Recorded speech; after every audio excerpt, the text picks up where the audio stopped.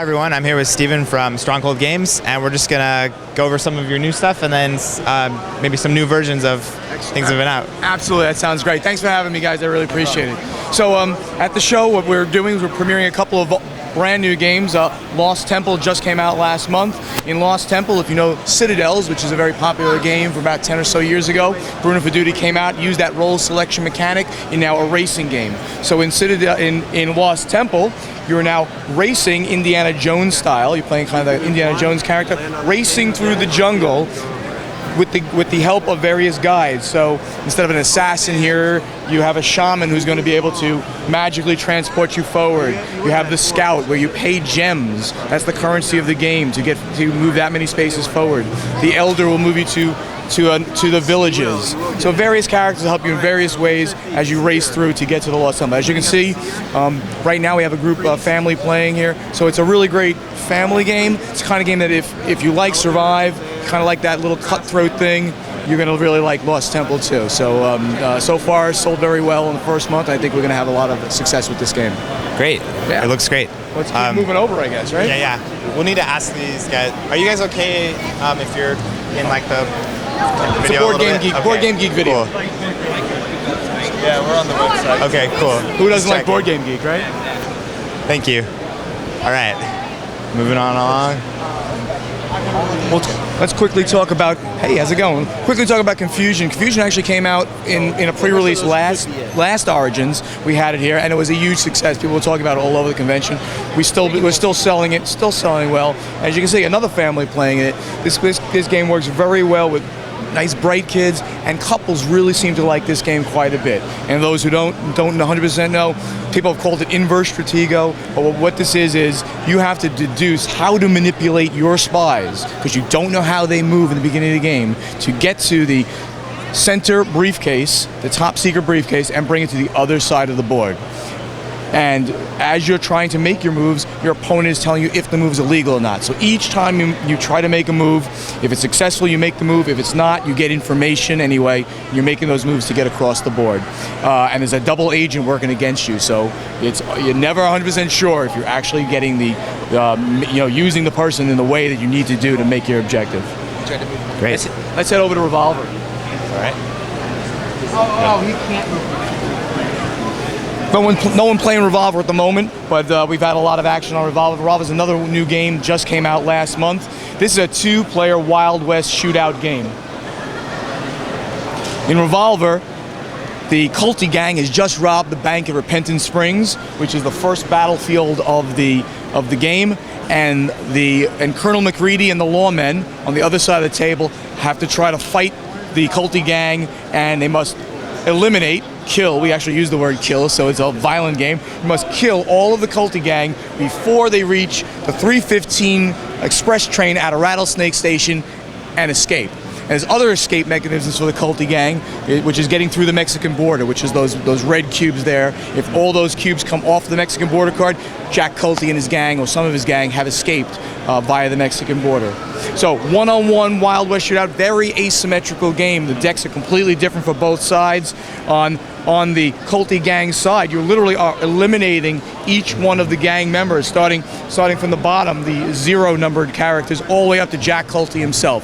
Jack Culty, he's the guy who's got to survive to get off to win, or if you can get through the Mexican border, he wins. And the lawmen, what they've got to do is get rid of all the gang members. Really, really good game, just came out, and it's very successful so far for us. Awesome. Core Worlds? Let's see.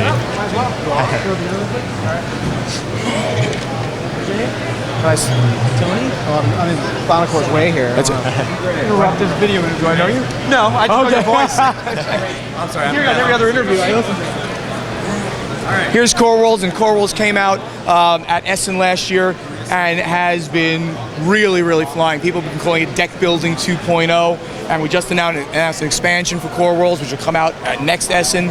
So very, very, very good game for us. Andrew Parks, the designer, did a great job. He's used deck building as a mechanic in the game, not the mechanic in the game. In Core Worlds, it's also very thematic.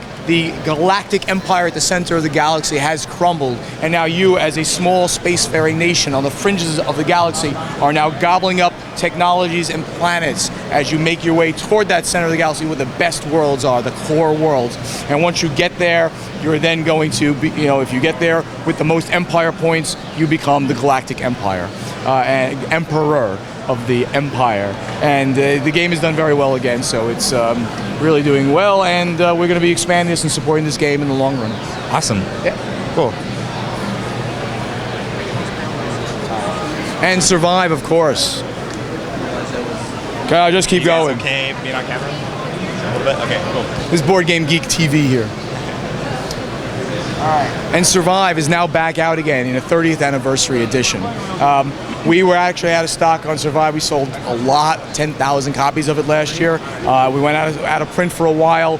We now have a very big print partner in Europe who's doing all the European languages, Asmodee. They're like the biggest publisher in Europe. And we're doing all of North American English rights on the game. And of course, I barely need to tell much about Survive because it's so popular.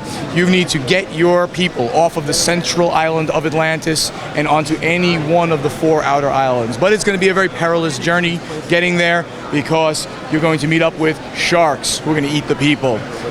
Whales, which are going to sink boats, creating swimmers, and sea serpents, which just are the big bad guys, and they just eat everything. The people in the boats, the people outside the boats themselves. Cool. Survive has done very well, of course, for us, and we're going to be getting the game actually back into Barnes & Noble this year, and maybe even into other mass market venues as well.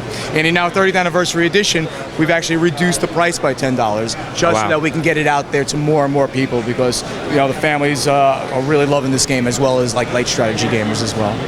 Great. Yeah. Maybe I can just ask you a couple questions about, I guess, Space Cadets. Is that coming up, and is there a timeline on that? Yeah, Space Cadets is going to be that Jeff Engelstein game that we announced a few months ago. Again, that's an Essen release for us, so it'll be end of year in the US. And for those who don't know what Space Cadets is, it's almost a party game for gamers. Each person is going to be playing a different officer on the bridge of the starship. Sort of some non-IP related kind of starship. So the captain's going to be giving out the orders, his energy. Basically, he's going to distribute energy to the various players. The helmsman's got to play his mini game to steer the ship, which is going to be kind of like a robo-rally mechanic.